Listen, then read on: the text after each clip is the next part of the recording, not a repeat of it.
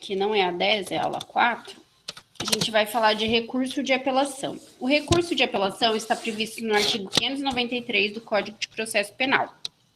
Também no 76 e no 82, quando a gente falar da lei dos juizados.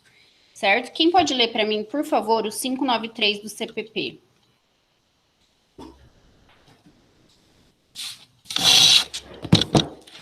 Vai pegar o meu aqui atualizadinho. Abram lá o Código de Processo, no artigo 593. Lá vai ter o rol de cabimento do recurso de apelação. É o recurso mais utilizado aí na esfera penal. Tem o rese também, né? Entre ele e o rese. Quem pode ler para mim? Isa, consegue ler? Consigo. Artigo 593. Caberá apelação no prazo de 5 dias. 1. Das sentenças definitivas de condenação ou absolvição proferidas por juiz singular. 2. Das decisões definitivas ou com força de definitivas proferidas por juiz singular nos casos não previstos no capítulo anterior. 3. Das decisões do tribunal do júri quando a. ocorrer nulidade posterior à pronúncia. B. For a sentença do juiz presidente contrária à lei expressa ou à decisão dos jurados. C. Houver erro ou injustiça no tocante à aplicação da pena ou da medida de segurança. E D. For a decisão dos jurados manifestamente contrária à prova dos autos. Pode ler os parágrafos também, né? É importante, Tá. só não vai estar no slide. Todos? Uhum. Tá. Parágrafo 1º. Se a sentença do juiz presidente for contrária à lei expressa ou divergir das respostas dos jurados aos quesitos, o tribunal é de quem fará a devida retificação. Parágrafo 2º. Interposta a apelação com fundamento no inciso 3º, a linha C deste artigo, o tribunal é de quem, se lhe der provimento, retificará a aplicação da pena ou da medida de segurança. Parágrafo 3º. Se a apelação se fundar no inciso 3º, a linha D deste artigo, e o tribunal é de quem se convencer de que a decisão dos jurados é manifestamente contrária à prova dos autos, dar-lhe-á provimento para sujeitar o réu a novo julgamento. Não se admite, porém, pelo mesmo motivo, segunda apelação. E parágrafo 4º. Quando cabível a apelação, não poderá ser usado o recurso em sentido estrito, ainda que somente de parte da decisão se recorra. Muito obrigada. Por nada. Quem pode ler o 596? Vamos fazer assim, vamos ler todos os artigos pertinentes, que são poucos, já que são poucos, daí a gente inicia o estudo dos slides. Cássia, consegue ler para mim? O 596 e o 597? Professora, tem um povo no grupo querendo entrar. Tô permitindo. Tá. Obrigada.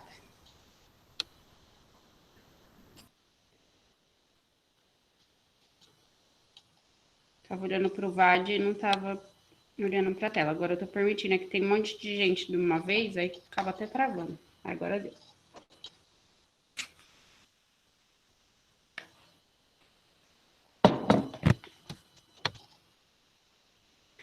Adriano, salve, salve! Que honra ter ali minha aula. Santa também, quanto tempo, Santa.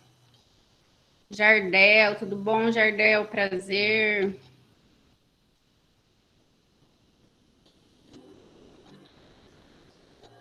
Tudo bem, professor? Tudo bem. Então tá bom. A Ana.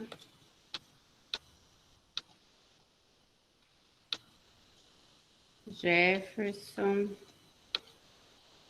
Enquanto isso, gente, quem pode ler para mim o 596 e o 597? Acho que todo mundo já entrou.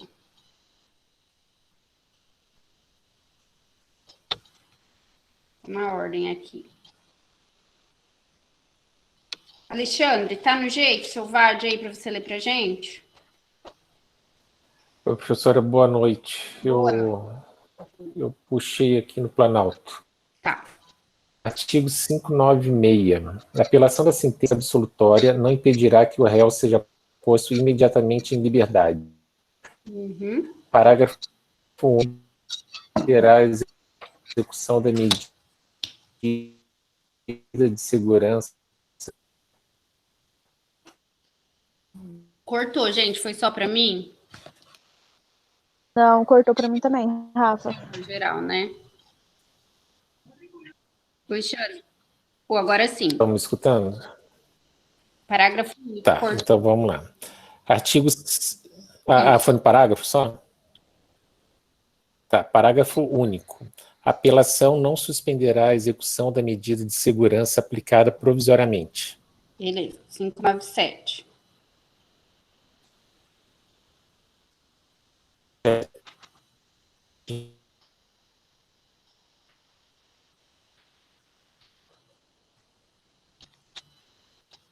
Acho que tá cortando.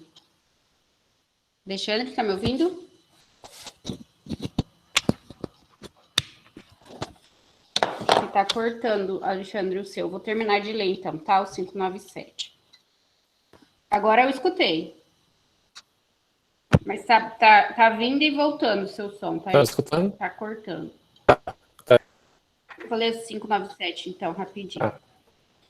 A apelação da sentença condenatória terá efeito suspensivo, salvo disposto no artigo 393, a aplicação provisória de interdições de direito e de medida de segurança e o caso de suspensão condicional da pena. Se vocês forem para o 393, lá quem está com o VAD na mão, diz o seguinte. Foi revogado. CPP, é do CPP, né? Então, foi revogado. Então, aplicação da medida provisória, aplicação de provisória de interdição de direitos, de medida de segurança, caso de suspensão condicional da pena. São as três hipóteses. Revogado em 2011. Vamos lá. 598. O 598, 599, vai falar do... O 598 vai falar exclusivamente dos crimes do tribunal do júri. Nos crimes da competência do tribunal do júri ou do juiz singular, se da sentença não for interposta apelação pelo MP no prazo legal, também do juiz singular. Não for interposta apelação pelo MP no prazo legal, o ofendido ou qualquer das partes enumeradas no artigo 31, ainda que não tenha se habilitado como assistente, poderá interpor apelação, que não terá, porém, efeito suspensivo. Já vou explicar cada artigo, tá, gente? O prazo para interposição desse recurso será de 15 dias e correrá do dia interminado do Ministério Público. 599. As apelações poderão ser interpostas, quer em relação a todo julgado, quer em relação a parte dele. Beleza? Assinado, 600. Assinado o termo de apelação e depois dele o apelante, depois dele o apelado, terão prazo de 8 dias cada um para oferecer razões, salvo nos processos de contravenção, em que o prazo será de 3 dias. Se houver assistente, este arrazoará no prazo de 3 dias após o MP. Então, vocês veem que o caput fala, caberá apelação no prazo de 5 dias. Esse prazo de 5 dias é para interpor a apelação. Para as razões de apelação, o prazo é de 8 dias, tá? Então, 5 dias você interpõe, aí o juiz recebe suas apelações e te intima para as razões. Aí você tem 8 dias para arrazoar, para oferecer as suas razões, tá? Então, a gente vai ver que são duas petições distintas. Uma é a peça de interposição, que o prazo é de 5 dias, e a outra é as razões de fato, as razões recursais, que será de 8 dias. Salvo nas contravenções, que o prazo será de 3 dias. Então, as contravenções penais, que a gente já sabe quais são, o prazo será de 3 dias.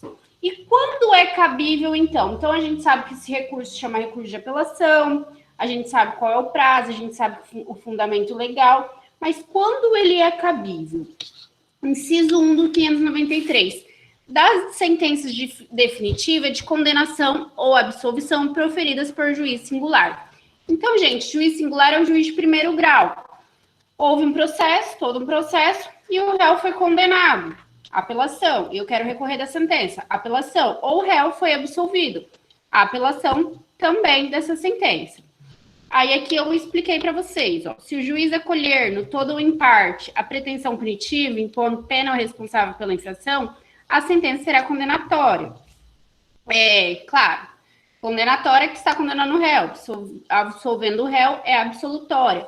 Depois ainda tem a absolvição imprópria, que é quando o juiz reconhece a inimputabilidade do acusado e impõe medida de segurança. Então o juiz fala, realmente foi ele, houve um crime, ele é o autor do crime, só que ele é inimputável.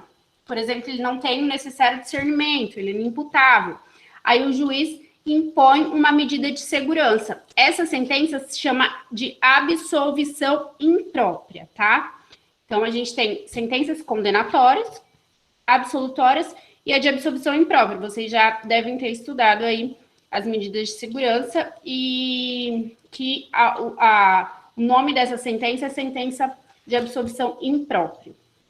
De todas as sentenças condenatórias ou absolutórias, cabe apelação, inclusive de absolvição sumária, tanto nos ritos ordinários e sumários, quanto do júri. O que é uma absolvição sumária? Quem tem noção já se deparou com uma absolvição sumária?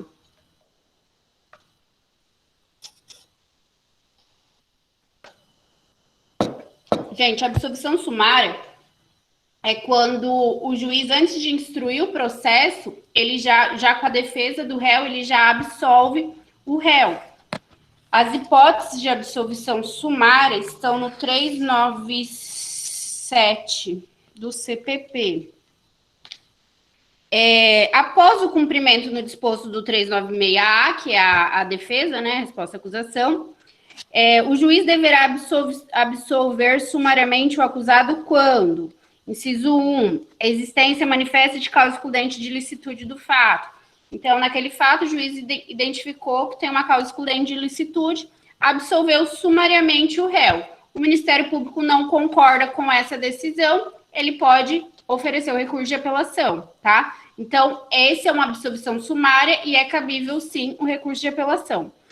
A outra hipótese de absolvição sumária é a existência manifesta de causa excludente da culpabilidade, salvo a inimputabilidade. Por quê? Porque o caso de inimputabilidade não é absolvição sumária, e sim absolvição imprópria.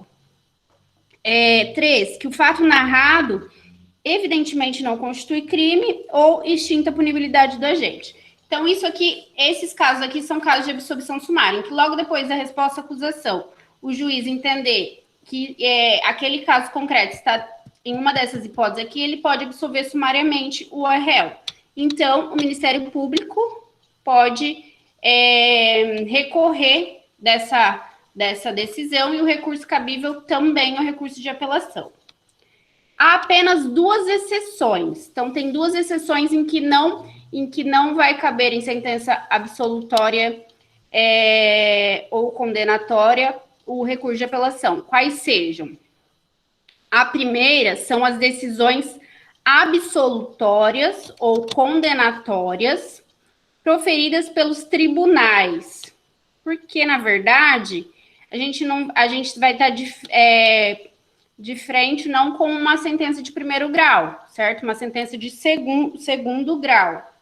Então, ou até quando for o tribunal for de competência originária, enfim. Quando o tribunal, deixa eu até grifar essa parte aqui, quando o tribunal, então, proferir uma sentença absolutória, uma decisão, né, não é sentença, uma decisão absolutória ou condenatória, não vai caber o recurso de apelação, né, mas sim outros recursos, extraordinário para o STF, especial para o STJ, depende do caso concreto.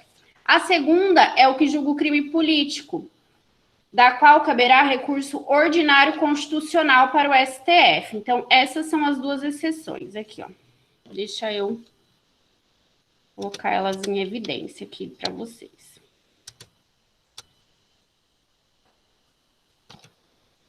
Beleza? Então, todas as sentenças definitivas de condenação ou absolvição proferidas por juiz singular, exceção aqui, mas aqui é quando proferida por tribunal, mas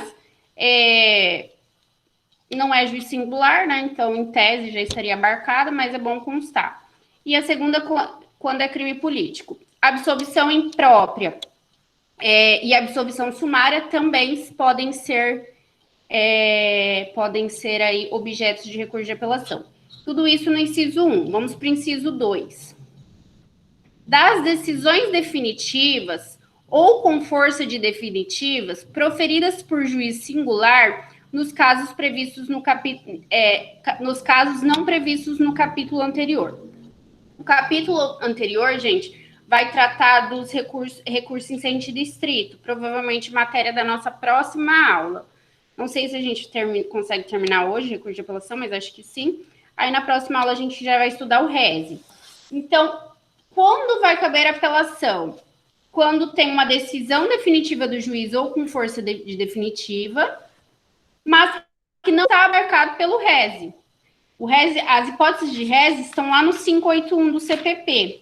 Então, seria um recurso subsidiário. Você tem que analisar aquela decisão definitiva ou com força de definitiva. Aí vocês vão no 581. Tem várias hipóteses lá no 581.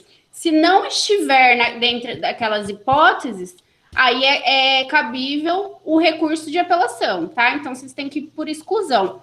O rese, ó, ele tem as hipóteses de rese, lá do 581, tem 25 incisos. Então, tem bastante cabimento, né? O rese. Então, vocês vão ter que fazer exclusão quando se tratar de decisão definitiva ou com força de definitiva. Aqui uma explicação. Decisões definitivas põem fim ao processo, julgam o mérito, mas não condenam nem absolvem. Porque se condenar ou absolver, a gente vai estar aqui no inciso 1, certo? Então, a gente está falando de outras decisões que não condenam nem absolvem, mas que estão aí, que não estão no 581. São exemplos de decisões definitivas das quais cabem apelação. Sentença que conceder a reabilitação. Deixa eu tomar uma água, peraí, um líquido.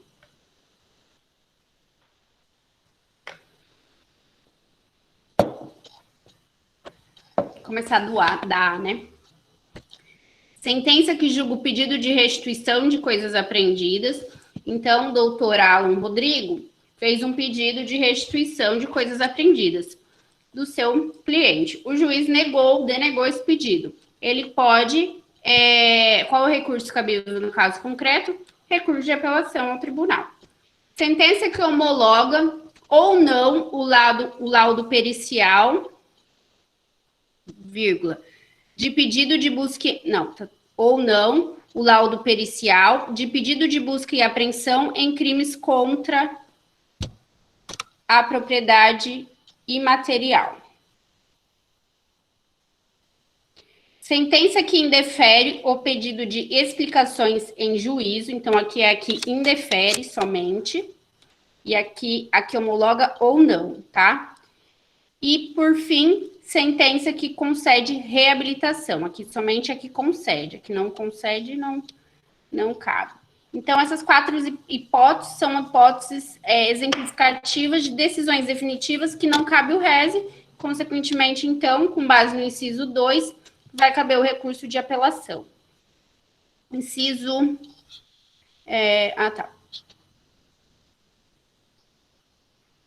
Aqui também é outra, já tinha explicado, né? Decisões com força... porque aqui eu falei das decisões definitivas. Agora aqui das decisões com força de definitivas. Decisões que encerram etapa do procedimento ou do próprio processo sem o julgamento do mérito da causa. Por exemplo, sentença de impronúncia por força do disposto no artigo 416 do Código de Processo Penal. Vamos para o 416, que diz que contra a sentença de impronúncia ou absolvição sumária caberá a apelação. Então, a de pronúncia não cabe apelação. A de pronúncia cabe rese. Mas a de impronúncia cabe apelação. Vamos fazer essa observação? Coloquem aí, observação. Da sentença de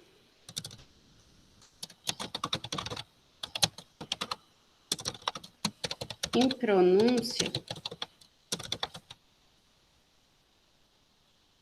cabe o recurso de apelação, com base no artigo 416 do CPP, que é o que eu já escrevi ali em cima, mas vamos constar de novo para fazer um comparativo aqui. Já a sentença de pronúncia já contra a sentença de pronúncia cabe o rese. Rese é o recurso em sentido estrito, conforme previsto no 581, inciso 4. Do CPP, certo? E o que é a sentença de pronúncia e de impronúncia, gente? Quem sabe me dizer? Estou falando tanto dessa sentença e às vezes vocês ainda não tiveram contato, né? A pronúncia é para condenação e a impronúncia para absolvição, é isso? Não, não exatamente. Tribunal do Júri. Isso. Elas dizem respeito ao tribunal do júri. A impronúncia é que deixa de pronunciar o réu, certo? O réu não vai para o tribunal do júri, não vai para a segunda fase. Já a pronúncia é que ele vai para ser julgado pelo tribunal do júri. Porque o processo do tribunal do júri ele tem duas fases. A primeira fase é a fase de pronúncia, que é o juiz de primeiro grau, normalmente, e a segunda fase, que são os jurados, né? O tribunal do júri, que julga, então. Então, a gente está falando da primeira fase dos processos de competências do tribunal do júri, que daí, no final, ele pode ser pronunciado ou impronunciado, ou até absolvido. Daí tem várias espécies de sentenças, mas a pronúncia é que ele vai para a segunda fase, ele vai ser julgado pelos 7 jurados. E impronúncia é que ele não irá, tá? Então, da sentença de impronúncia cabe a apelação, mas a de pronúncia cabe o rese. 3. Das decisões do tribunal do júri quando? A linha A. Ocorrer nulidade posterior à pronúncia. B. For a sentença do juiz presidente contrária à lei expressa ou à decisão dos jurados. C. Houver erro ou injustiça no tocante à aplicação da pena ou da medida de segurança. D. For a decisão dos jurados manifestamente contrária à prova dos autos. Então, quando a gente falar do procedimento do tribunal do júri, a gente analisa que nessas hipóteses será possível a apelação, certo? Então, vamos lá. As decisões às quais se referem à lei são as sentenças proferidas pelo tribunal do júri do julgamento da causa em plenário. Então, todas elas aqui falam da sentença já na segunda fase, né? Na fase do plenário, e não na fase de pronúncia. Assim, tendo o conselho dado o veredito, cabe ao juiz presidente, com base naquele, prolatar sentença, fixando a espécie e quantidade de pena, o regime inicial de cumprimento e decidindo sobre a substituição de pena. Também o juiz decide sobre agravantes e atenuantes. Ocorre que, em atendimento ao princípio constitucional da soberania dos vereditos, o tribunal adquém não pode reformar o julgamento firmado pelos jurados, substituindo por outra decisão de mérito. Expliquemos melhor. Vamos lá. Primeiramente, esse inciso 3, já falei, que é do tribunal do júri da segunda fase. Ok. Quem julga, a gente sabe que é o conselho de sentença, certo? Que é os 7 jurados. Mas é o juiz presidente, que é o juiz togado mesmo, né? O juiz que vai, com base no que foi resolvido, no que foi decidido para os jurados, que vai prolatar a sentença, fixar a espécie e a quantidade de pena, ele que vai fazer a dosimetria de pena, vai aplicar agravante ou atenuante, ele vai aplicar o regime, certo? Ele vai fazer a dosimetria, aplicar o regime, decidir sobre substituição ou suspensão da pena. Então, a gente tem também a atuação do juiz, né? Quem decide são os jurados, porém, o juiz que vai prolatar a sentença, né? Com base na decisão dos jurados, mas ele tem ali uma certa... Ele também participa, né? Ele participa no que tange a pena, claro que com base no que os jurados resolveram. E dessa sentença é que cabe esses recursos aqui do inciso 3, tá? Aí aqui eu coloco para vocês que, tendo em vista o princípio constitucional da soberania dos vereditos, feito esse recurso, o tribunal adquém, o que é o adquém? A quo é o abaixo, né? E a de quem é o acima. O adquém, no caso, é o de segundo grau. Ele não vai poder reformar o julgamento, substituindo por outra decisão. Então, dependendo do caso, tem que voltar para um segundo júri. Tem que refazer o júri. Que é o que, mas dependendo do inciso, da linha. Que é o que a gente leu lá no 598, né? Deixa eu ver aqui. Deixa eu esperar também. Cadê? Nos parágrafos, olha lá, ó.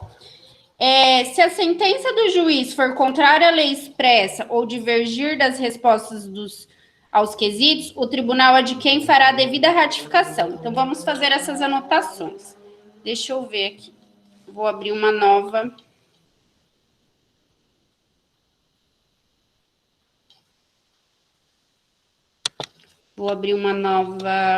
Vou duplicar aqui o slide, isso. Para a gente fazer junto aqui. Então, vamos primeiro analisar aqui, ó, a linha B.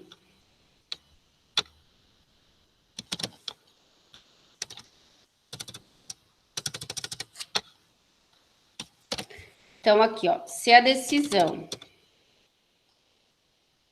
Vou colocar como 1.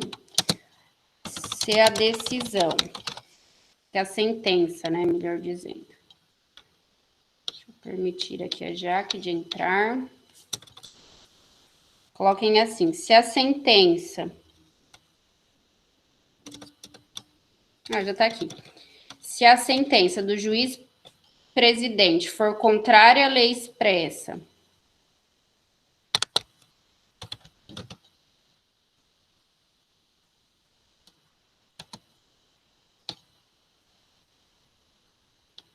ou divergir... ou da decisão dos jurados, mas vamos colocar letra de lei, tá? Ou divergir das respostas dos jurados aos quesitos. O tribunal, o que vai fazer aqui? Ele vai marcar um novo júri ou ele tem uma autonomia aqui? Aqui, como ele vai ter que se adequar aos jurados, ele vai fazer a devida retificação, tá? Então, nesse caso, o tribunal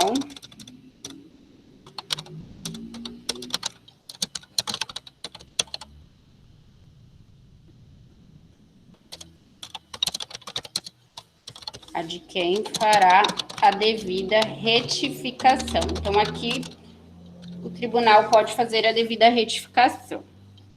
Parágrafo 2º. Interposta apelação com fundamento no inciso, na linha C, que é aqui, vamos colocar 2, ponto. A linha C, Ctrl V.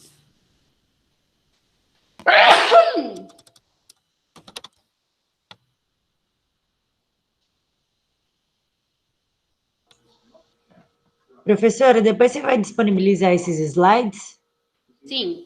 Beleza. Jardel. Prof. Rafaela, estou envolvido com atividades do teste de Covid na pousada. Por favor, não posso participar da aula hoje.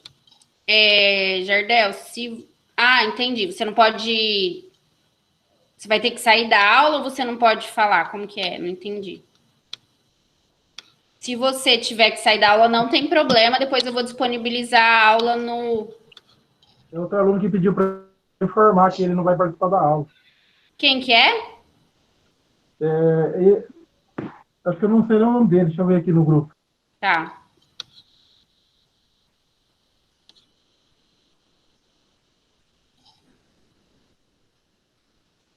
Professora, boa noite. Com licença, esse recado que o Jardel passou é do Antônio Delamare, o Antônio da nossa sala, nosso amigo Paletó.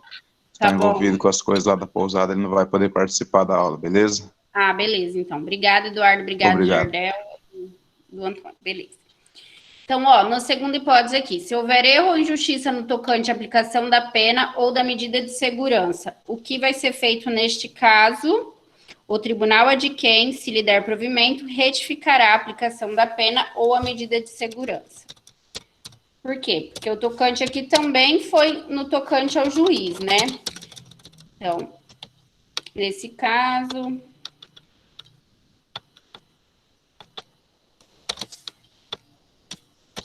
Nesse caso, o tribunal de quem também fará a devida retificação, se ele entender cabível, né? 3. Se a apelação se fundar na D...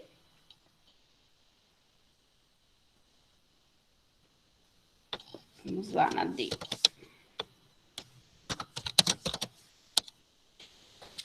For a decisão dos jurados manifestamente contrária à prova dos autos.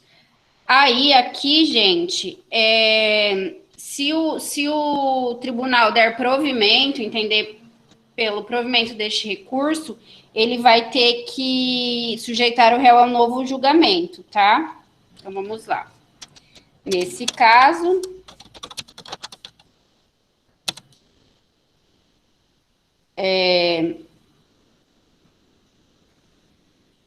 se o tribunal der provimento ao recurso,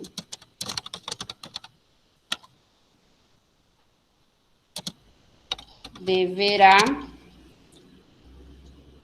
o réu ser sujeitado a novo julgamento pelo tribunal do júri, né?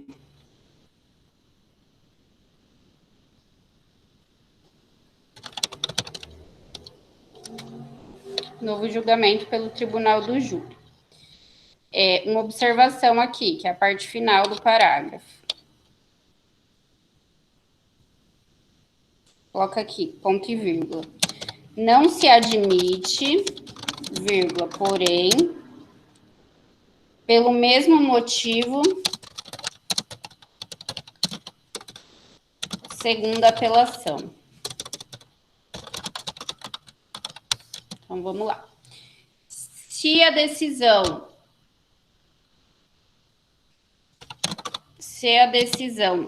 dos jurados for manifestamente contrária à prova dos autos, aí não tem como o tribunal retificar. Por quê?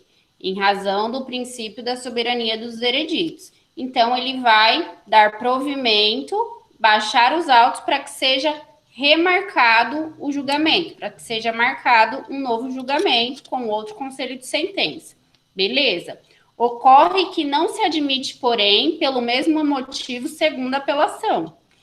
O que é um cerceamento de defesa, né? Porque se a decisão dos jurados novamente for contrária à prova dos autos, por que não caberia uma nova apelação?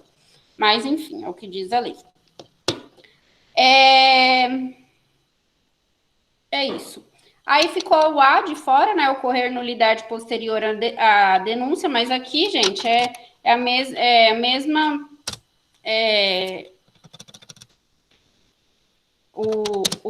Assim como ocorre para as outras decisões, também ocorreria para a decisão deixa eu apagar aqui.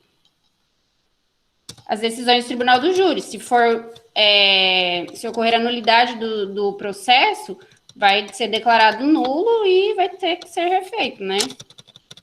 Então, aqui não tem nenhum artigo específico, nenhum parágrafo, pois ocorre assim como ocorre em qualquer procedimento, aplica-se também ao Tribunal do Júri. Ocorreu nulidade posterior à pronúncia, que seja, volta os atos, né? É declarado nulo e é refeito os atos processuais.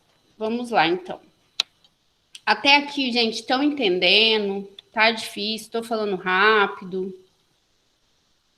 Me dá um feedback aí, por favor. Não, tá tranquilo, Rafa. Eu tô dando para entender. Então tá bom. Muito obrigada. Vamos para o próximo. Âmbito do juizado. No juizado, gente, é o procedimento sumaríssimo, né? Qual que é o sumaríssimo? Que é a pena de até 2 anos ou contravenção penal. Então, vamos lá. Vamos anotar, vamos fazer essa anotação. OBS. Quando é âmbito dos juizados? Contravenções penais. Está lá no Decreto-Lei 3.688/41. E crimes de menor potencial ofensivo. Quais são os crimes de menor potencial ofensivo?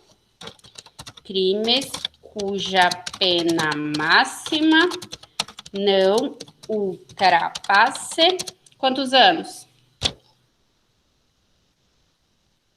2 anos. Perfeito. 2 anos. Perfeito. 2 anos. Então, as contravenções penais e os crimes de menor potencial ofensivo vão para o juizado especial criminal. E o procedimento, então, é o procedimento sumaríssimo. E quando vai caber apelação lá no procedimento sumaríssimo, lá no juizado especial criminal? Hipóteses, então. Caberá apelação da decisão que rejeitar a denúncia ou queixa e da sentença que aplica transação penal, bem como sentença de absolvição e de condenação, tá? Então, da decisão que rejeitar a denúncia ou queixa e da sentença que aplica transação penal. Então, vamos lá. O querelante, né, o ofendido, ofereceu uma queixa-crime, ou o Ministério Público ofereceu a denúncia. O juiz entendeu que não havia crime, que o réu não era autor do fato, enfim, foi e rejeitou a denúncia. O Ministério Público ou o ofendido, neste caso concreto, poderá apresentar aí, né, interpor a apelação, o recurso de apelação. E da sentença que aplica a transação penal também. Quem sabe o que é transação penal?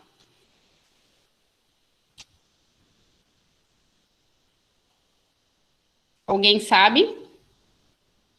É um benefício da Lei dos Juizados, previsto no artigo 89 da Lei 9.099 de 95, né, que é cabível aos crimes de menor potencial ofensivo e também às contravenções. E qual que é esse benefício? Para as pessoas que são primárias, que não têm processo, aplique-se a transação penal. Ou seja, você não vai responder o processo, você vai fazer uma transação penal e se você cumprir, vai ser extinto o seu processo. Isso é uma transação penal. Ela pode ser prestação de serviço à comunidade, pode ser prestação pecuniária. Quem oferece a transação penal ou é o ofendido, né, o querelante, ou é o Ministério Público. Ele oferece, o juiz analisa, se o juiz entender cabível, o juiz então vai ofertar essa transação penal para o réu. E dessa sentença que aplicar essa transação penal, é cabível também o recurso de apelação, beleza? Além aí dos casos de absolvição e condenação. Competência. O recurso de apelação deve necessariamente ser interposto ao juiz de primeiro grau que proferiu a sentença ou decisão. As razões recursais devem ser dirigidas ao tribunal. Então, vamos lá. Como eu disse para vocês, o recurso de apelação, ao contrário dos embargos de declaração que a gente viu semana passada, ele é feito em 2 peças distintas, com 2 prazos distintos e 2 competências distintas. A gente vai endereçar para 2 juízos distintos. A peça de interposição, a petição de interposição, deixa eu abrir um novo slide, um slide em branco aqui.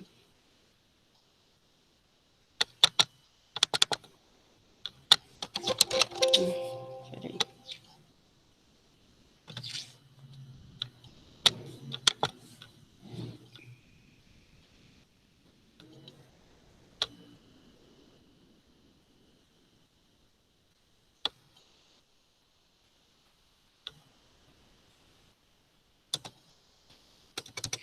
Vamos fazer uma OBS aqui, ó. Uma OBS 2. Gente. Então, são duas petições. Vou colocar assim. A primeira chama petição de interposição de recurso de apelação. Essa petição vai para o juiz que proferiu a sentença ou decisão. Certo?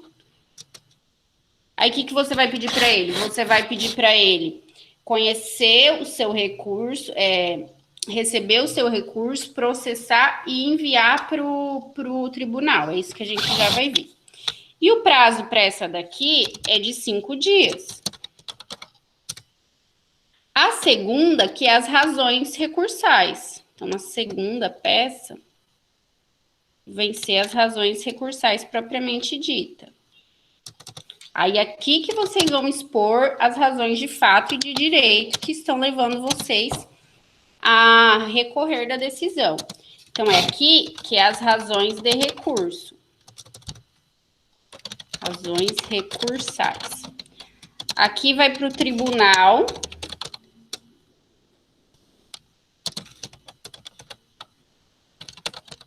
Mas, gente, tem um mosquito aqui que eu vou falar, viu?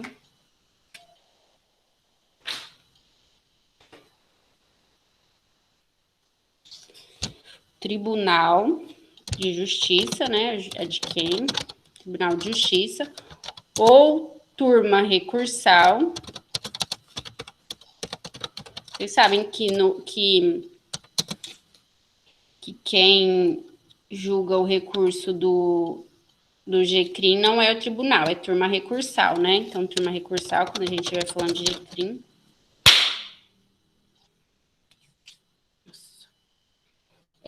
E o prazo para essas razões é 8 dias.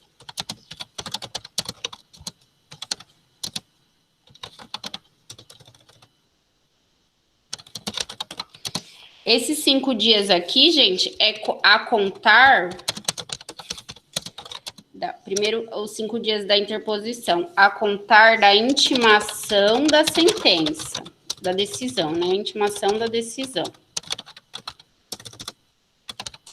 Já esses 8 dias aqui é da intimação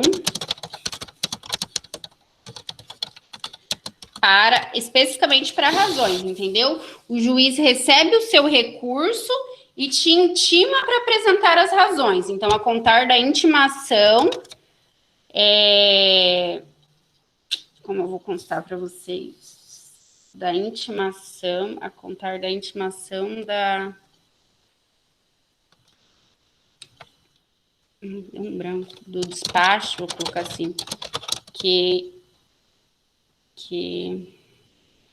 determinar a...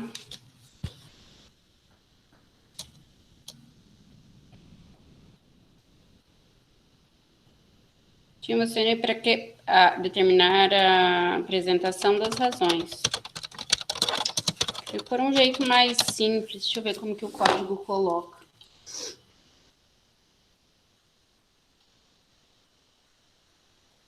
Não coloco. A contar da intimação para apresentar as razões. Vou colocar mais sucinto, para apresentar as razões.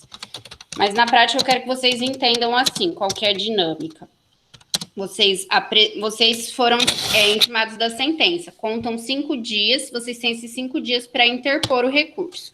O juiz vai analisar a petição de interposição e vai intimar vocês para arrazoar. Aí, dessa intimação que vocês vão ter os 8 dias, tá?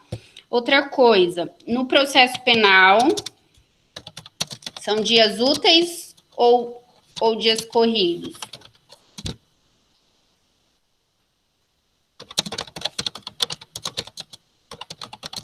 Úteis dias ou corridos?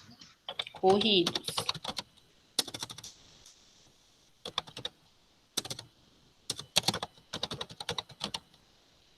Ponto. o primeiro e o último dia. O primeiro dia não é contado e o último é, tá? Então, exclui o primeiro dia.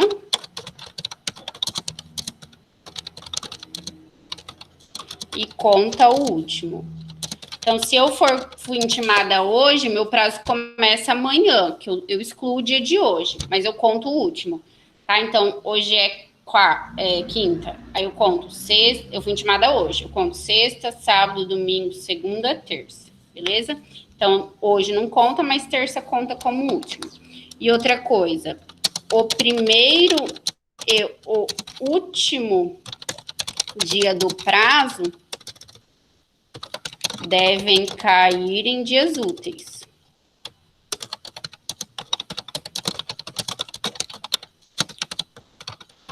Devem cair em dias úteis.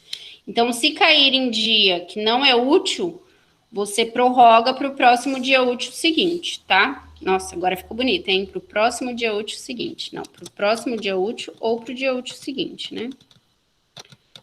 Que não é redundância. Tem um nome essa figura de linguagem, como que é? Como é o nome? Tem professor de português aí? O nome da figura de linguagem, quando você faz essa redundância, não é hipérbole, né? Pleonasmo. Pleonasmo. Obrigada, Edu. Vamos lá, então. Obrigada, Lucas Jonatas. Lucas Jonatas está só respondendo aqui, tudo certo. Vamos lá. Onde a gente estava? Feitas essas observações 2, vamos voltar ao slide anterior. Então, a competência a gente já viu, né? Para quem que a gente vai dirigir a petição. Legitimidade. O artigo 577 diz o seguinte. Deixa eu tirar ele daqui, que ficou pequeno. Vou pôr ele no próximo slide, na nossa observação. Eu subo ela aqui. Aí.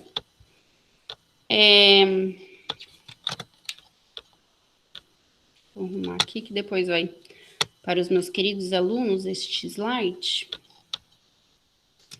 Legitimidade. O recurso poderá ser interposto pelo MP, ou pelo querelante, ou pelo réu, seu procurador ou seu defensor.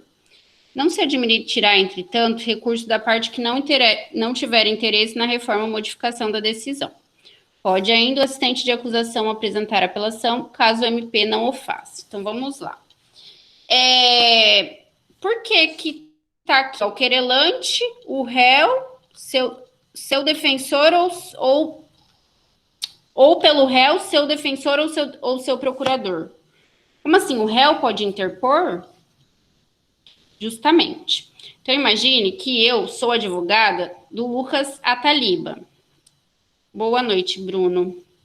Vou ter que sair, pois estou ficando sem bateria. Fiquei até agora, mas vou ter que me retirar. Conta a presença, por favor. Faz atividade, por favor. Beleza, Bruno? Põe para carregar esse celular aí, Bruno. Abraço.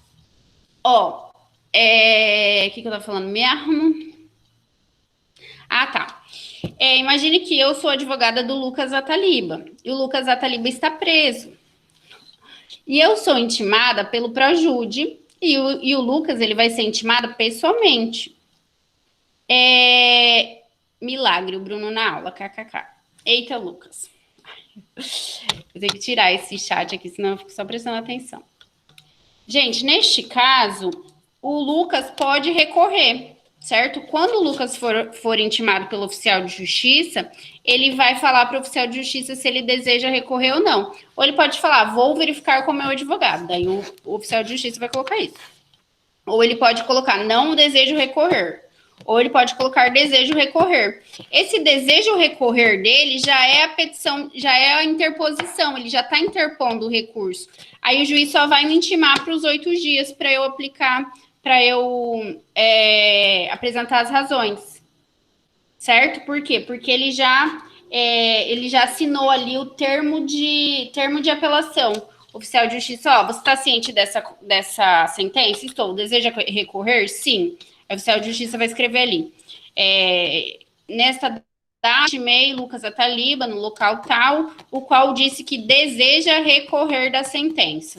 Aí ele junta no processo, o juiz já vai me intimar. Aquilo ali, ele já foi interposição dele, pessoalmente por ele.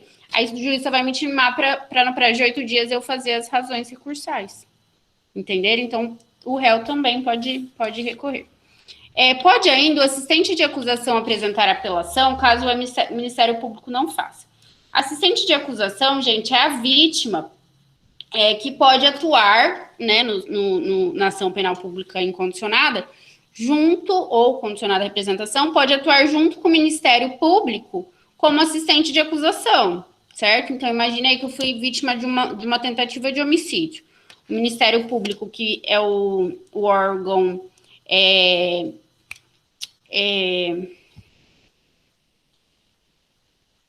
é o dono da ação penal, ele é o órgão competente para ação penal, mas eu queria utilizar outro termo que não me veio à cabeça no momento. Enfim, autor da ação penal também não. E eu, como ofendida, eu posso acompanhar o processo como assistente de acusação. Daí eu contrato um advogado, né? E eu sou assistente de acusação e o meu advogado é meu advogado. Muitos chamam o advogado de assistente de acusação, mas se você ler o código, você entende que quem é assistente de acusação é a vítima por intermédio do seu advogado. Enfim.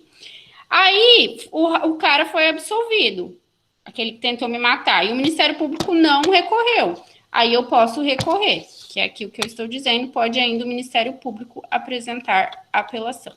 Aqui diz que não se admitirá, entretanto, recurso da parte que não tiver interesse na reforma ou modificação da sentença. Gente, o Lucas foi absolvido. Foi absolvido, deixa eu ver com base em qual artigo, inciso. Vamos lá no 386, que são os casos de absolvição.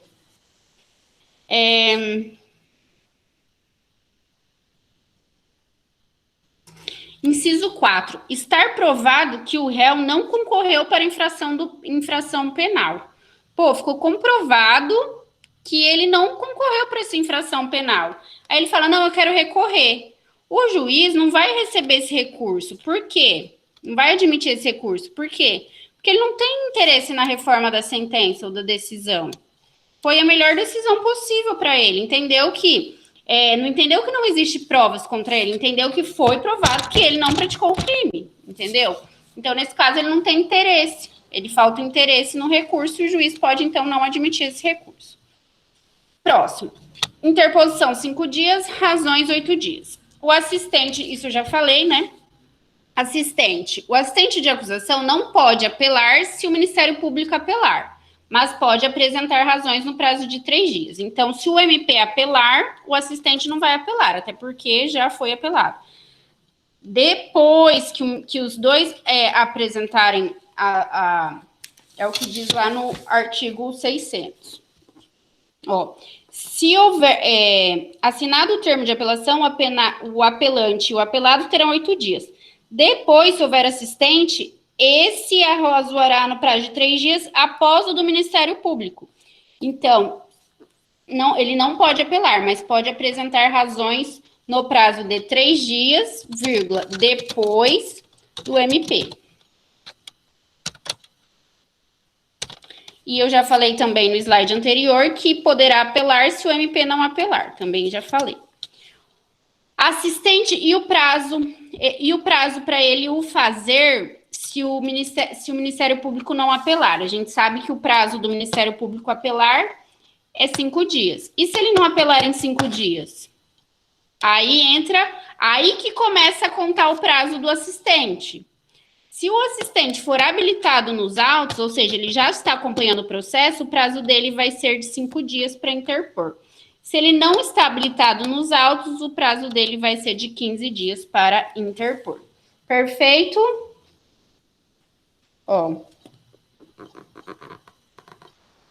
Alguma dúvida até aqui? Vocês entenderam quem é o assistente de acusação? Ele está assistindo, ele está junto com o Ministério Público, acusando junto com o Ministério Público. O Ministério Público apelou, ele vai ter 3 dias para arrazoar, pôr as razões dele. Se o Ministério Público não apelou, ele vai poder apelar. E quando começa a contar o prazo dele? Quando terminar o do MP. Se ele já tiver nos autos, 5 dias. Se ele não tiver habilitado nos autos, 15 dias para interpor. Perfeito, redondinho. Agora, teses e requerimentos. Olha só quantas teses e requerimentos. Vamos lá. Teses e requerimentos. Na interposição, o apelante deve requerer o recebimento e processamento do recurso e a remessa do recurso ao Tribunal de Justiça, à turma recursal ou ao Tribunal Regional Federal, dependendo do caso concreto. Então, é o que eu falei, ó, fulano de tal, por intermédio de seu advogado, que subscreve respeitosamente perante Vossa Excelência, com fundamento no artigo 58 ou 593, inciso, vamos colocar lá que é o inciso 1. Inciso 1 do Código de Processo Penal, interpor recurso de apelação em face da decisão tal, requerendo seja recebido e processado e após a apresentação das razões recursais, sejam remetidos o recurso ao Tribunal de Justiça do Paraná, termos em que pede deferimento. Isso é uma petição de interposição. É bem simples, é só mostrar para o juiz que você quer recorrer, entendeu? Que você tem desejo de recorrer daquela sentença. Isso é uma petição de interposição. Depois vem as teses e requerimentos das razões recursais. Pode ser nulidade processual, pode ser uma extinção da punibilidade, teses de mérito, absolvição é uma tese de mérito e subsidiária de mérito, desclassificação, redução de pena, regime mais brando. Por que subsidiárias de mérito? No processo penal, você tem aquela oportunidade para defender o seu cliente. Então, você pode usar, você tem o princípio da subsidiariedade, princípio da eventualidade, enfim. Você começa, olha, eu quero absolvição, porque não está provado que ele não tem provas suficientes para condenação. Porém, não entendendo Vossa Excelência dessa forma, aí você pode vir para subsidiárias de mérito. Eu quero desclassificação da tentativa de homicídio para lesão corporal, certo? Então, daí você começa a analisar o caso concreto e ver o que vai caber ali. Mas você utiliza também as desclassificações, as subsidiárias de mérito. Por exemplo, ó, em caso de condenação, entendendo Vossa Excelência pela condenação do réu, o que não se acredita, requer seja aplicada a atenuante da confissão espontânea. Pode acreditar que existe isso, tá? Você pede absolvição e depois atenuante da confissão. A atenuante da confissão espontânea. Tendo em vista também as circunstâncias judiciais previstas no artigo 59, requer seja fixada a pena no seu mínimo legal. Tendo em vista também o artigo 33, bem como as condições pessoais acusadas, requer seja aplicado o regime inicial aberto. Depois, requer a pena substitutiva de direito. E para cada requerimento, é claro, é uma razão, né? É uma tese isso que eu estou te colocando. Aí você vai ter que debruçar em cima dela. Por quê? E depois, lá nos pedidos, você vai ter que constar de novo, certo? Primeira tese. Tá. Isso aqui já é no nosso caso concreto. Tá? Isso aqui já é do nosso caso concreto. Isso aqui já... Então, a nossa aula é até aqui mesmo. Então, teses e requerimentos até aqui. Aqui para frente, da 12 para frente, já é do caso que eu vou dar para vocês. Beleza? Então, até aqui, alguma dúvida? Eu vou mostrar uma petiçãozinha para vocês. Bom, nós vamos fazer, né? Nós vamos fazer uma petição de interposição e depois a gente vai fazer uma petição de razões. O recurso propriamente dito, né? Essas são as teses e requerimentos que a gente vai utilizar no nosso caso concreto e eu vou pegá-lo aqui, só um minuto. Peraí. Cancelo, vou salvar assim. Salvar como? Não, tá, salvar, peraí. Vou salvar aqui, em aula 10, apelação. Aí eu vou deletar esses slides aqui de cima.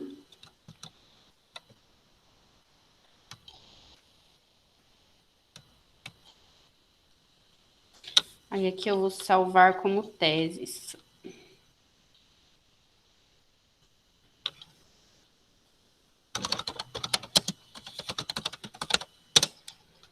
Teses apelação. Aí, gente, eu vou mostrar para vocês agora o nosso caso que nós vamos estudar em sala. Só que eu acho o tempo muito exíguo para a gente começar ele hoje. Talvez a gente só leia e converse sobre ele e deixa para fazer ele semana que vem, ou talvez a gente faça pelo menos o recurso, a petição de interposição hoje, tá? Espera aí, deixa eu abrir ele aqui.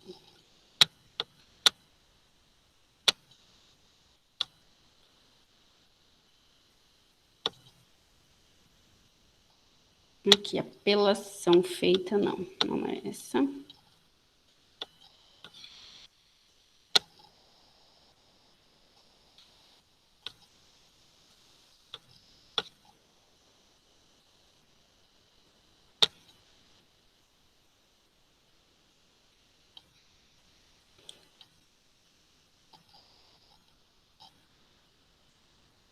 Não é isso também.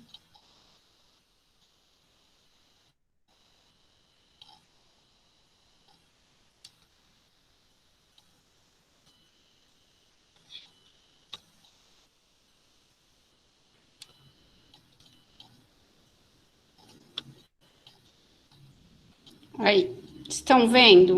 Ainda não, né? Agora, estão vendo? Sim. Sim. Então, vão lendo com bastante calma, que eu vou ao toalete rapidinho. Ó, esse daqui é da OAB de 2017, tá? Ah, e depois eu vou fazer chamada e daí a gente discute esse caso. Gente, só uma observação. Quando a gente for fazer uma prova, ou até uma prova de OAB, a gente vai ter que fazer a petição de interposição e de razão no mesmo dia, concordam? Porque não tem como você chegar lá na OAB e falar, vou fazer a petição de interposição e daqui 8 dias eu volto fazer as razões, tá? Não dá, você tem que fazer os dois no mesmo dia. Se fosse uma prova minha, também vocês teriam que fazer os dois no mesmo dia. Então, qual seria o prazo que vocês iriam utilizar? De 5 dias ou de 8?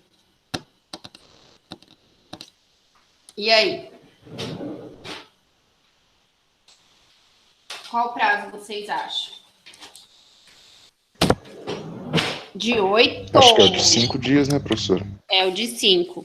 É o de 5 dias, gente, senão vocês vão perder o prazo para recurso, certo? Nada impede, isso mesmo, Lucas, 5. Nada impede também no dia a dia que vocês interponham e já coloquem as razões junto, tá? Não tem problema nenhum. O juiz vai receber e vai remeter para o tribunal. Ou se ele não receber, ele vai mandar tirar aquelas razões, desentranhar dos autos, vai desconsiderar. Então, nada impede que nos 5 dias você também coloque as razões, tá? Na prática, beleza? Mas na prática a gente acaba utilizando o prazo todo, porque é prazo em cima de prazo, então você acaba utilizando o prazo todo. Mas na prova, você só, como vai ser tudo num dia só, você utiliza o prazo de 5 dias, senão você vai estar perente do seu dinheiro, né? Vai correr seu dinheiro não, seu direito. Vai ocorrer a perempção do seu direito. Então, eu vou deixar vocês lerem aqui rapidão. Já volto.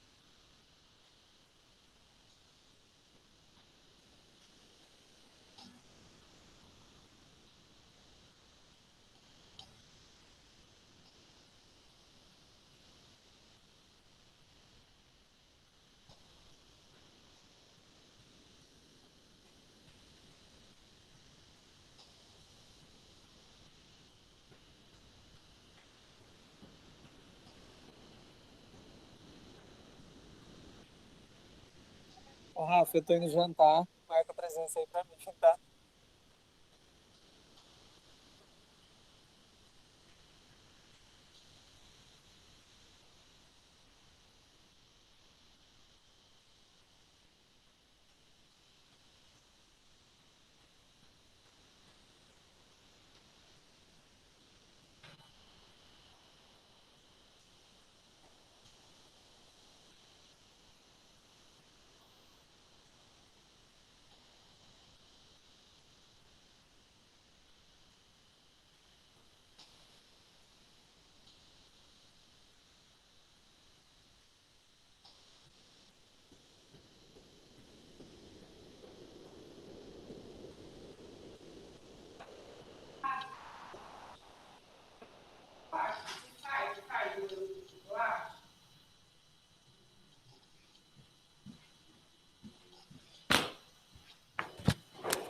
Voltei.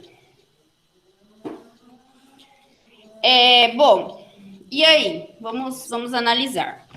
Quem que é o nosso cliente? Vocês conseguem ver metade do jeito que tá aqui? Ou consegue ver inteiro? Só metade, né? Agora não. Ah, tá. Então, desculpa. Vou...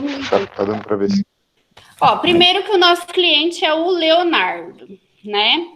Ele praticou um crime de roubo em estabelecimento com a intenção de subtrair o dinheiro. Narrou o plano criminoso para Roberto, seu vizinho, mas esse recusou a contribuir. Dirigiu-se ao estabelecimento comercial, nele ingressou. Restava apenas um cliente. Simulou portar arma de fogo e o ameaçou de morte. O que fez com que ele saísse já com a intenção de Leonardo era apenas a de subtrair bens. Fez com que ele saísse. Não.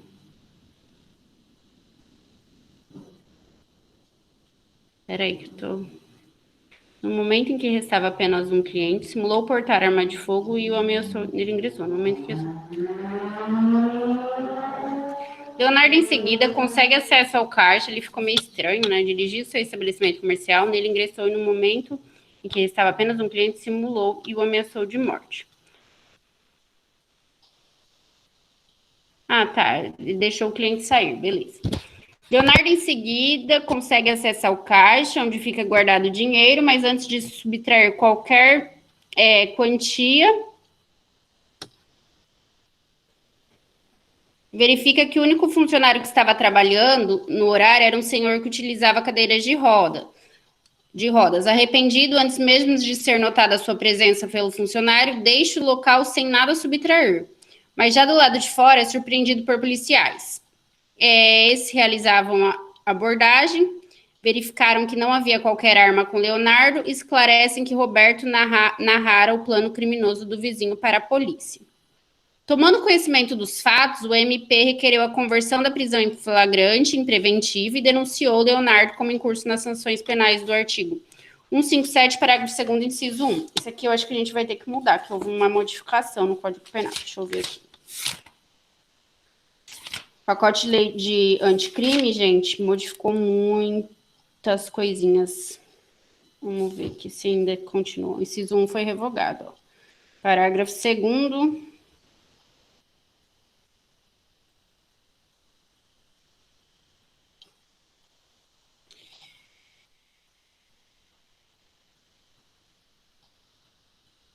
Parágrafo 2º A, inciso 2. Foi para o 2º A, tá? Que é o emprego de arma de fogo. Então, é uma tentativa de roubo com emprego de arma de fogo, tá? Ambos do Código Penal, beleza.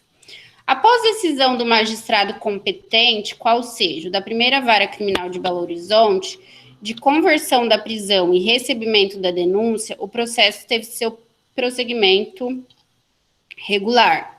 O homem que for ameaçado nunca foi ouvido em juízo, pois não foi localizado, e na data dos fatos demonstrou não ter interesse em ver Leonardo responsabilizado.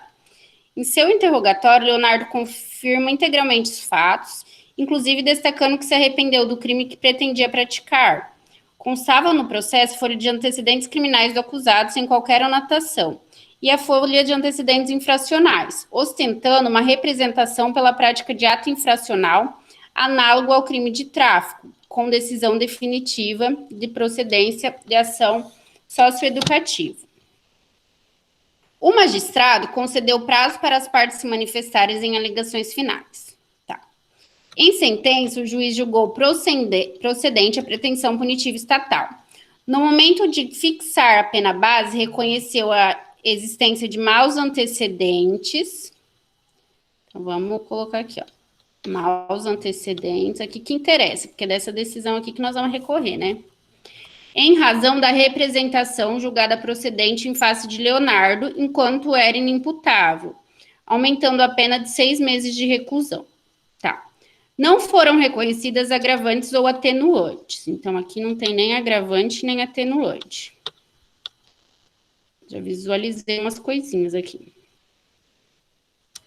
Na terceira fase, incrementou o magistrado 1/3, é 2/3 agora, também vou modificar aqui, justificando ser desnecessária a apreensão da arma de fogo, bastando a simulação de porte do material diante do temor da vítima. Então, incrementou em 2/3 em razão da utilização de arma de fogo, né, da simulação. Com a redução de 1/3 pela modalidade tentada. Perfeito. E beleza. A pena final ficou acomodada em 4 anos de reclusão. O regime inicial da pena foi o fechado, justificando o magistrado que o roubo é crime grave e que atemoriza os cidadãos de Belo Horizonte. Intimado, o MP apenas tomou ciente. Prof, aceita a Bia. Aceito, peraí. Não tem pra ninguém pra aceitar, não, filho. Não tem ninguém pra aceitar, não.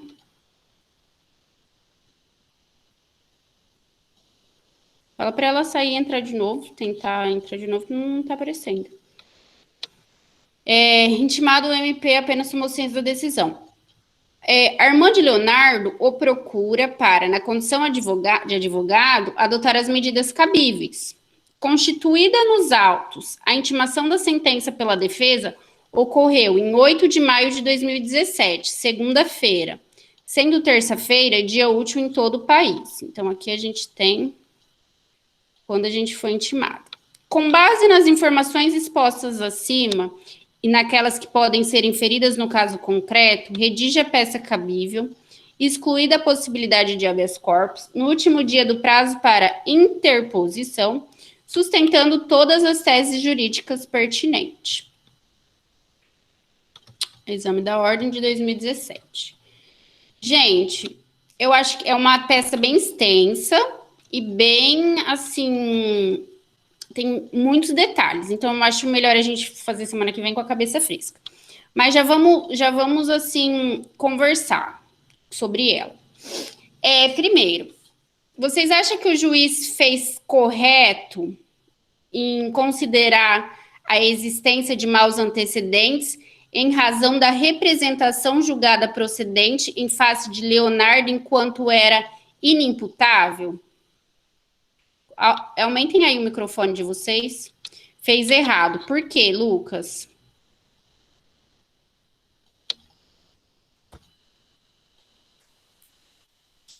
Eu acho que como estudo de casa essa semana, eu vou fazer o seguinte, eu vou colocar essa peça lá, tive uma ideia aqui agora, e vou pedir como atividade, vou pedir para vocês fazerem a interposição, que é uma petiçãozinha bem básica. Claro que eu não vou dar nota por isso, né? Até porque a gente não fez em sala. Mas, assim, para vocês terem curiosidade já de procurar, tá? E fica uma atividade bem útil pra gente. E daí, semana que vem, a gente vai fazer ela certinho, tá? Importante quem faz. Quem faz, não se faz certo ou errado. Então, aqui o Lucas acha que ele agiu errado, o juiz. Porque, realmente, os maus antecedentes, ele pode aumentar a pena base. Por que você acha que o juiz agiu errado, então?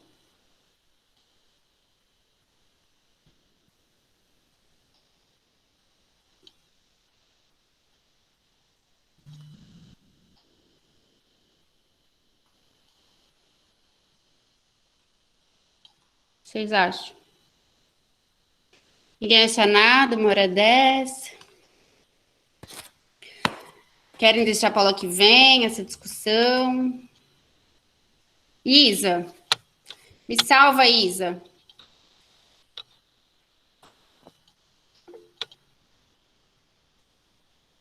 Aula que vem. Que isso, Elaine? Elaine não fala nada, vem falar aula que vem, hein, Elaine? Jardel, por que você acha que o juiz achou, ou ele agiu certo, ou ele agiu errado, e por quê? Aula que vem, prof. Deixa só o Jardel responder essa, que eu tô curiosa para saber a opinião do Jardel.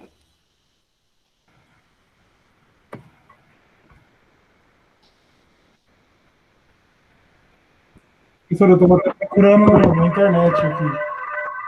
Olha lá, o Lucas respondeu, Jardel. Santa também. Ele era inimputável. E o que você comete quando você é menor, realmente você é condenado, né, ao ato infracional. Mas esses atos infracionais, esses crimes que foram atos infracionais, não são considerados crimes para menores, né? Que são cometidos quando criança, quando adolescente, eles não podem ser utilizados para fins de maus antecedentes, tá? Eles não são considerados nem como reincidência e nem como maus antecedentes. Perfeito, Lucas e Santa. Muito obrigada. Jardel, entendeu? Beleza.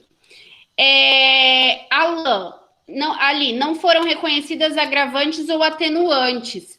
Você visualizou alguma agravante ou alguma atenuante? Lembrando que as genéricas estão no artigo 61 e no 65 do Código Penal.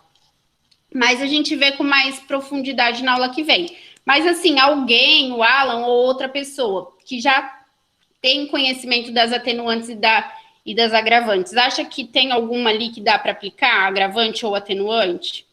Se for agravante, nem fala, porque né, a gente está pró-defesa, mas e atenuante? Agravante realmente não tem nenhuma, mas e atenuante? Benefício do nosso cliente. E o arrependimento? Oi, Eduardo? Arrependimento não conta? Não, né? Ele já foi não tentado, né? Tá certo. Desculpa. Imagina, é isso aí. Leem lá o 65 do Código Penal. Eu vou ler rapidinho, vocês visualizam se tem alguma neste nosso caso. Tem a idade, né? Não sei se falou da idade dele. Perfeito, a idade. Para o Código Penal, existe a menoridade relativa. 65. São circunstâncias que sempre o atenuam a pena. Inciso 1. Ser o agente menor de 21 anos na data do fato. Ele tinha 19. Então, isso é uma atenuante. Tem que ser aplicada para diminuir a pena dele. Tem mais uma.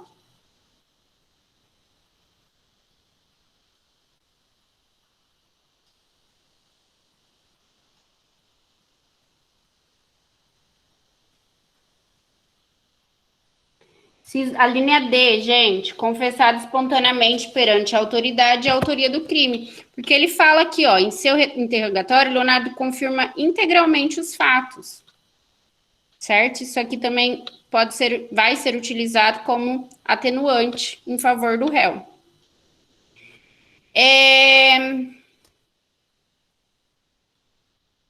Aqui, gente, incrementou o magistrado em 2/3 a pena, justificando ser desnecessária a apreensão da arma do fogo, bastando a simulação de porte de material diante de temor causado à vítima. A apreensão, pela jurisprudência, realmente ela não é necessária, tá? Mas a jurisprudência hoje, ela entende que a arma de fogo... Beleza, Lucas, tudo de bom. Vou anotar aqui, presença. Ela entende o seguinte, a arma de fogo, ela caracteriza o... Como eu vou dizer para vocês? Ela caracteriza o roubo, ou seja, caracteriza a arma de fogo, não. O simulacro, né? Você simular uma arma de fogo. Ela caracteriza a ameaça para fins de roubo, mas não caracteriza para fins de aumento de pena. Então, foi considerado roubo porque ameaçou com um simulacro. Beleza. Mas não para aumentar a pena, porque foi comprovado que não tinha arma de fogo no caso concreto, tá? Gente, tô vendo que tem bastante gente saindo, a gente também tá bem adiantado na hora, então eu vou... Tá horrível, prof. Não. Ele só fingiu. Tudo bem, Eduardo, ele só fingiu. Por isso que não pode ser aumentada a pena em 2/3, tá? Isso que a gente vai constar. Que o simulacro, ele não é utilizado como causa de aumento de pena. Não pode ser, já que ficou comprovado que ele não tinha arma de fogo. Porém, só uma observação aqui, não é furto e sim roubo, porque a ameaça com simulacro, ela é uma ameaça válida, entendeu? Ainda que com simulacro, ela é válida. Então, é sim considerado roubo e não furto, mas um roubo simples e não um roubo com causa de aumento de pena. Isso é o que a jurisprudência entende hoje. Beleza? Depois, 1/3 na modalidade tentada, beleza. Aí depois o regime dele, gente, que não é se a gente for fazer depois o cálculo da pena, a gente vai... Isso, válida para fins de roubo, mas não para o aumento de pena. Certo, Santa, muito obrigada. O regime, gente, se a gente for fazer a dosimetria de pena, depois a gente vai ver que vai dar um regime mais baixo, até porque ele não vai ter acasamento de pena, ele era primário, então vai ficar no regime aberto, tá? Ou semiaberto, vamos analisar a aula que vem, mas eu creio que o aberto aqui pela quantidade de pena. Outra coisa, isso aqui, ó, essa justificativa que o crime é grave, não é uma justificativa válida para fins de aplicar um regime mais grave, entendeu? Ele poderia ter aplicado fechado, mas com uma fundamentação válida, uma justificativa de que o crime porque o crime de homicídio, por exemplo, o crime de tráfico é um crime muito grave que assola as famílias de Paraíso do Norte, muitos jovens estão caindo no crime de tráfico, portanto, ele vai para o regime fechado. Não pode. Tem que ser uma justificativa do caso concreto para ser válida. Agora, simplesmente colocar um regime mais grave por uma justificativa abstrata dessa forma, só porque o crime é grave e tal, não pode, não é uma justificativa válida. Então, a gente também vai fundamentar nesse sentido. Beleza? Então, vamos combinar assim. A aula que vem a gente vai fazer a interposição e a peça, tá? Não faltem. Mas eu já vou colocar lá o estudo de caso para vocês, fazer a petiçãozinha de interposição. Não fiquem preocupados, porque quem errar não tem problema, tá? Mas até para vocês já terem um contato, beleza? E como eu disse, é uma petição bem simplesinha mesmo. É só pedir aquilo que eu coloquei lá, fulano de tal, nananã. Daí eu coloquei lá as teses e pedir que seja recebido, processado e remetido, dado prazo para razões recursais, depois remetido para o tribunal. É só isso. Tá bom? A Deise pediu para avisar que a net dela tá travando. Tudo bem, sem problemas. Vou fazer a chamada, então.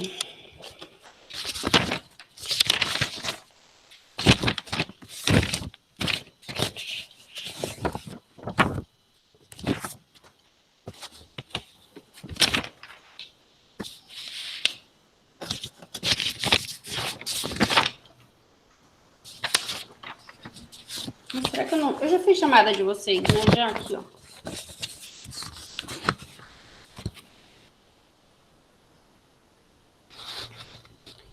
Bianca, João Vitor Nogueira.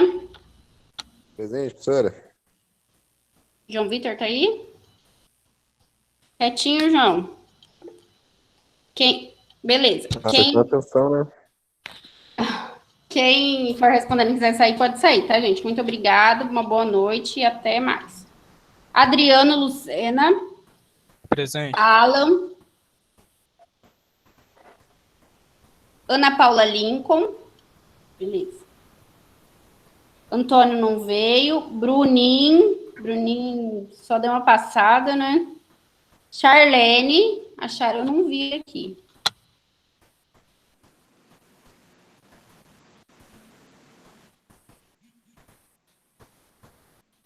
Clau tá aí, né? Tá. Daniele. Vamos respondendo, gente. Daniele presente. Deisiele, internet travou. Eduardo Graciotin está aí. Eduardo Henrique está aí. Presente. Beleza. Eliane Ribeiro. Eliane também não vi, né?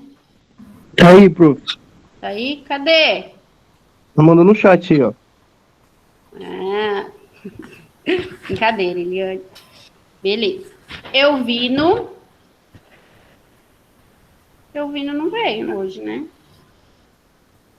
Guilherme Geraldi. Tá aí? Foi no banheiro, professor. Tava aí. Né? Isa Rigoli... Não, calma. Hugo Ricardo. Não está. Jean. Jefferson. Presente. Tchau, obrigado. Tchau, obrigado. João Batista não veio, né? Lorena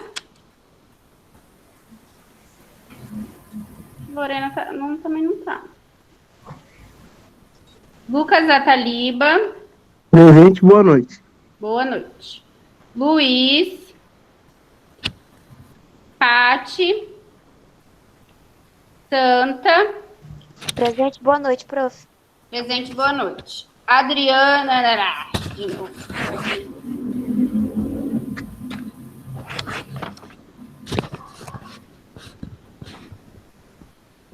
Alexandre Sloba. Presente, professora. A Luciana Filtrin caiu a internet na casa dela, pediu para dar um presente também. Pode deixar que eu coloco presente aqui. Obrigada. Tá, obrigado. Antônio Micael Gouveia. Bia. Diego Santana. Diego não, né? Edu Lemes está aí. Presente. Presente. Gilberto. Nossa, eu vou puxar a orelha do Gilberto. Jaque. Presente, professor. Jaque está loiríssima agora. Jardel. Ana Paula. Cadê a Ana Paula? Ana Paula eu já... Jardel, coloquei presença aqui. Brigadão, tá? Eu agradeço. Ana Paula Lincoln. Tá aí? Onde eu tava? Jardel. Joverlan não. Leandro Marche.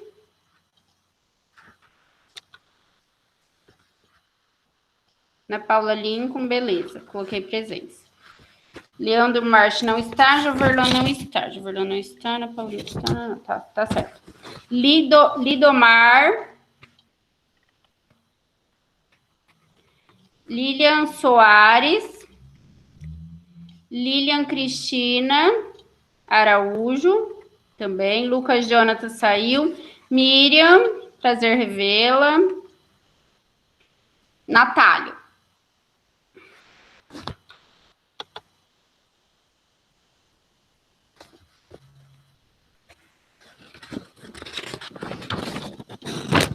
Ana Paula Mosna Farias.